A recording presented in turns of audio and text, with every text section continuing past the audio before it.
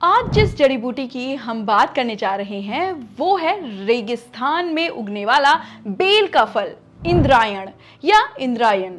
इसे जहरीला माना जाता है, लेकिन फिर भी ये आयुर्वेदिक दुनिया का छुपा हुआ रत्न है। अब ऐसा हम क्यों कह रहे हैं, ये आज के वीडियो को पूरा देखने के बाद आपको समझ आ जाएगा। नमस्कार, मैं कंचन भारद्वाज स्वागत करती हूँ आपका जीवन कोश में, जहां होती है आपकी हमारी सेहत की बात।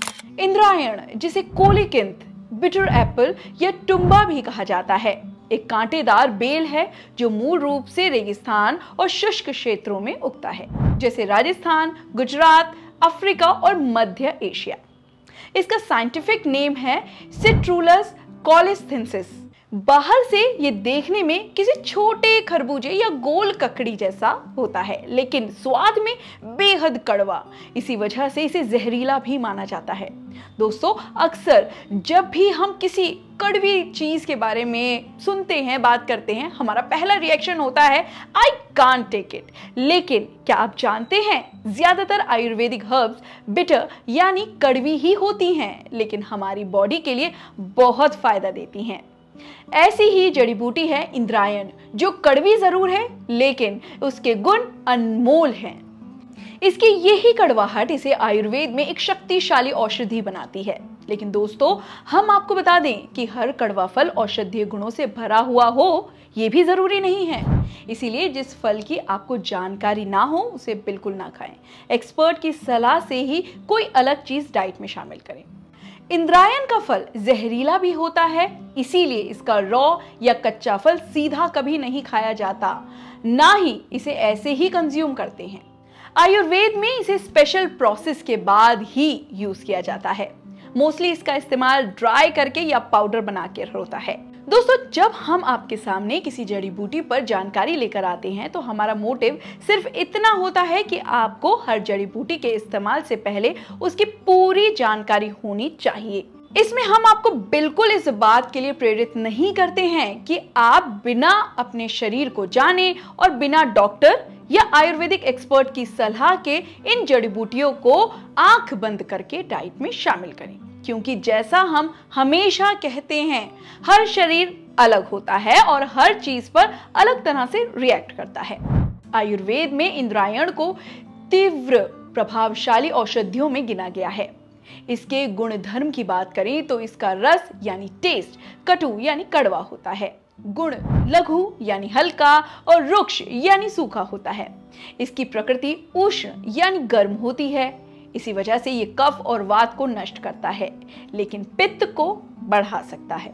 इसका प्रयोग विशेष रूप से आयुर्वेद में वात दोष के कारण होने वाली समस्याएं, आमवत यानी रूमेटॉइड अर्थराइटिस, कब्ज, सूजन और कुष्ठ रोगों में किया जाता है। All India institute of Ayurveda के वैद्य डॉक्टर आर के त्रिपाठी के अनुसार इंद्रायण का कंट्रोल यूज वात रोगों के लिए वरदान की तरह है, लेकिन इसकी तीव्रता के कारण इसे डॉक्टर की सलाह के बिना नहीं लेना चाहिए। अब आपको ये बताते हैं कि ये कैसे काम करता है। इंद्रायण में मौजूद कंपाउंड जैसे कोलोसिंथिन और कुकुबिटासिन और एल्कोलाइड्स इसे एक शक्तिशाली laxative, anti inflammatory, anti microbial और पेन रिलीविंग औषधि बनाते हैं। इंद्रायण को 3 तरह से इस्तेमाल किया जा सकता है: पाउडर, काढ़ा और तेल। इंद्रायण के तेल का प्रयोग सदियों से गठिया, अर्थराइटिस, साइटिका जैसे दर्द में किया जाता है, जिससे सूजन घटती है, वात शरीर में कम होता है और दर्द में राहत मिलती है। इंद्रायण के फलों को तिल के तेल में पकाकर इसका तेल तैयार करें और फिर उसे दर्द वाले जोड़ों पर मालिश करें। इसके बीज और पल्प में स्ट्रॉन्ग लैक्सेटिव प्रॉपर्टीज होती हैं, जिससे सीवियर कब्ज को दूर किया जा सकता है। इसका काढ़ा बनाकर पिया जा सकता है। ये इंटेस्टाइन्स को स्टिमुलेट करता है और बाउल मूवमेंट को फास्ट करता है। जनरली इसे कैस्टर ऑयल यानी आरंडी के तेल या घी के साथ दिया जाता है ताकि इसका इफेक्ट सॉफ्ट हो।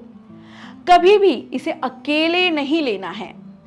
डोज पर्सन की बॉडी टाइप और कब्ज की सीवियरिटी के हिसाब से डिसाइड होती है। इंद्रायण में कुकुरबिटासिन होता है, जो कि एक powerful anti inflammatory detoxifying agent है, जो बॉडी के अंदर के टॉक्सिन्स को बाहर निकालता है, इन्फ्लेमेशन कम करता है, इसका कड़वा टेस्ट बॉडी के लिवर और इंटेस्टाइन को क्लेंस करता है। लिवर डिसऑर्डर में भी इसका यूज होता है क्योंकि ये डाइजेशन इंप्रूव करता है और बॉडी डिटॉक्स करता है। इस वजह से ये वेट लॉस में भी हेल्प कर सकता है। डाइजेस्टिव फायर को बूस्ट करता है, फैट मेटाबॉलिज्म इंप्रूव होता है जिससे वेट लॉस में हेल्प मिलती है। इंद्रायण के कुछ हर्बल फॉर्मुलेशन ब्रीदिंग इश्यूज में भी दिए जाते हैं। ये चेस्ट कंजेशन को दूर करता है, पुराने से पुरानी खांसी, क्रॉनिक कफ, एस्थमा और ब्रीदिंग डिफिकल्टी में हेल्पफुल होता है। म्यूकस को डिसॉल्व करता है और साथ ही लंग्स को क्लियर करने में हेल्प करता है। आयुर्वेदिक ट्रीटमेंट में इसका यूज मलेरिया फीवर और वायरल फीवर में भी होता है। इंद्रायण डायबिटीज में एक पावरफुल आयुर्वेदिक रेमेडी के रूप में काम करती है। ये शरीर से टॉक्सिन्स निकालती है, मेटाबॉलिज्म को तेज करती है और ब्लड शुगर को नेचुरली कंट्रोल में लाती है। मॉडर्न साइंस भी मानता है कि इसमें मौजूद कुकुरबिटासिन और फ्लेवोनाइड्स इंसुलिन की सेंसिटिविटी बढ़ाकर ग्लूकोज लेवल को कम करते हैं। लेकिन ध्यान रहे, ये एक स्ट्रॉन्ग हर्ब है। अगर गलत डोज ले लिया तो उल्टी, दस्त या पेट में जलन हो सकती है। डायबिटीज के लिए इसका चूर्ण 50 से 100 मिलीग्राम दिन में एक बार गुनगुने पानी के साथ आप ले सकती हैं, वो भी सिर्फ वैद्य की सलाह पर। इंद्रायण एक कड़वे सच की तरह है। गलत तरीके से लिया तो नुकसान पक्का, लेकिन सही तरीके से लिया तो डायबिटीज में आपका सीक्रेट आयुर्वेदिक वेपन बन सकता है। दोस्तों, इंद्रायण का रस या लेप बनाकर दाद, खाज, खुजली, एक्जिमा की जगह पर स्किन के ऊपर लगाया जा सकता है। इसके एंटी फंगल और एंटीबैक्टीरियल गुण इसमें इन्फेक्शन को शांत करते हैं। जोड़ों, आंतों और मांसपेशियों की सूजन में इंद्रायण का तेल या लेप काम में लिया जाता है। इंद्रायण तेल तुम्बा ऑयल या कोलोसिंथिन ऑयल के नाम से भी आपको मार्केट में या ऑनलाइन मिल जाएगा। कुछ लिंक्स आपको डिस्क्रिप्शन बॉक्स में मिल जाएंगे। ध्यान रहे, अगर आपके स्किन सेंसिटिव है तो पहले थोड़ा पैच टेस्ट जरूर कर लें। दोस्तों, पुराने समय में इसके पत्तों का लेप घाव, फोड़े, फुंसी पर लगाया जाता था। इसके विषनाशक गुण स्किन में इन्फेक्शन को रोकते हैं। इंद्रायण के सूखे फल को जलाकर घर के कोनों में धुआं देने से कीड़े मकोड़े दूर रहते हैं। अब बात करते हैं इसकी खुराक कितनी होनी चाहिए और इसे लेने का सही तरीका क्या होना चाहिए। आयुर्वेद में इसका उपयोग अधिकतर बाहरी रूप से तेल या लेप के रूप में किया जाता है, लेकिन अगर इसके सेवन की बात करें तो इसके सूखे बीज या फल को पाउडर के रूप में बहुत सीमित मात्रा यानी कि 50 मिलीग्राम से 100 मिलीग्राम तक चुटकी भर लिया जाता है। इसे सुबह खाली पेट या खाने के बाद कभी भी आप ले सकते हैं। इसका तेल तैयार करने के लिए इसके सूखे बीज या फल को तिल के तेल में पकाकर उस तेल को इस्तेमाल किया जा सकता है।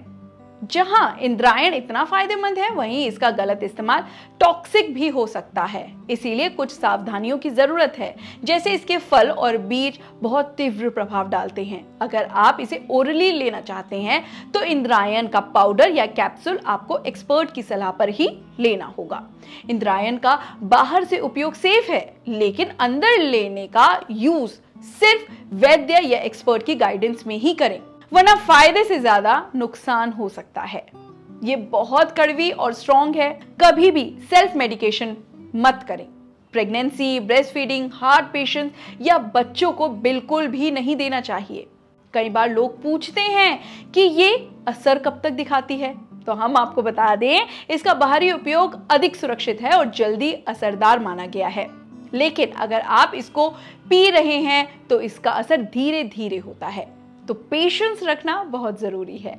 लेकिन हमेशा की तरह हम यही कहेंगे कि अगर आप इसको अपनी किसी समस्या के लिए लेना चाहते हैं तो पहले तो अगर आप ऑलरेडी किसी गंभीर समस्या से जूझ रहे हैं और उसकी दवाइयां ले रहे हैं तो बिना डॉक्टर से पूछे इसको बिल्कुल नहीं लेना। और जब इसको लेना शुरू करें तो बिल्कुल कम मात्रा से शुरू करें। अपने शरीर में होने वाले अंतर ऑब्जर्व करते रहें और उसके बाद ही धीरे धीरे डोज बढ़ाएं। आयुर्वेदिक जड़ी बूटियों को लाइटली मत लीजिए, इन्हें जानकार की सलाह से ही अपनाएं। ऐसी ही एक और कड़वी जड़ी बूटी है जो डायबिटीज में वरदान है और जहरीली भी नहीं है। उस पर पूरी जानकारी आपको यहाँ इस वीडियो पर क्लिक करके मिल जाएगी। तो अब मुझे दीजिए इजाजत। नमस्कार।